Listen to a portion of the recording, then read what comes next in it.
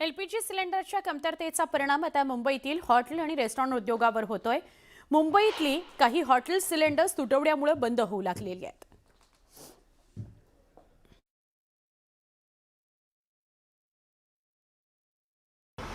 Israel, Iran आणि America या देशांमध्ये युद्ध भडकलेलं आहे। आखाती देशांमध्येच युद्ध भडकल्यानं त्याचा थेट परिणाम हा मुंबईवर होतोय किंवा भारतावर होतोय। ते कसं? सध्या मी आहे मुंबईमधल्या एकदम मध्य भागामध्ये असलेल्या एका ठिकाणी, जिथे समोरचं हे हॉटेल दिसतंय तुम्हाला। हे प्रातिनिधिक स्वरूपात मी तुम्हाला हॉटेल दाखवतो। अशाच पद्धतीने मुंबईतल्या अनेक हॉटेल्सवरती परिणाम झालेला आहे या युद्धाचा।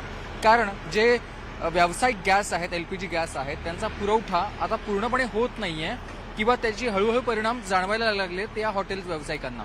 कारण आता एलपीजी गॅसचा पुरवठा पूर्ण होत नसल्यामुळेच किंवा जास्त प्रमाणात येत नसल्यामुळे या हॉटेल चालकांना हॉटेल बंद ठेवावे लागण्याची शक्यता आहे। आतापर्यंत 10 ते 20% परिणाम जाणवू लागलाय। पुढच्या 4 ते 5 दिवसात 100% परिणाम याचा जाणवेल असं हॉटेल संघटनांचं म्हणणं आहे। आणि म्हणून त्यांनी तशी केंद्र सरकार, राज्य सरकारकडे दाद देखील मागितली आहे की यावर काहीतरी तोडगा काढावा। तर दुसऱ्या बाजूला एलपीजीचा पुरवठा देखील सुरळीत करण्यासाठी जे काही करता येईल ते करावं असं त्यांचं म्हणणं आहे।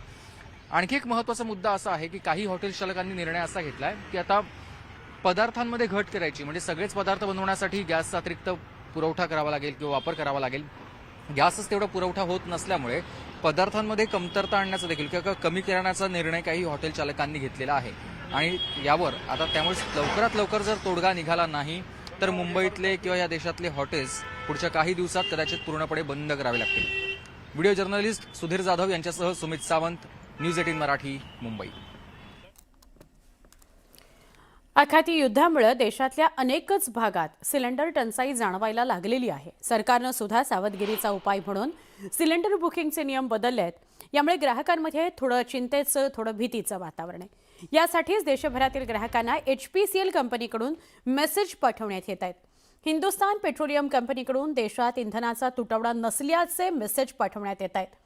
देशभरात गॅस आणि इंधनाचा भरपूर साठा उपलब्ध आहे अशी माहिती कंपन्यांकडून मेसेजद्वारे दिली जाते आहे।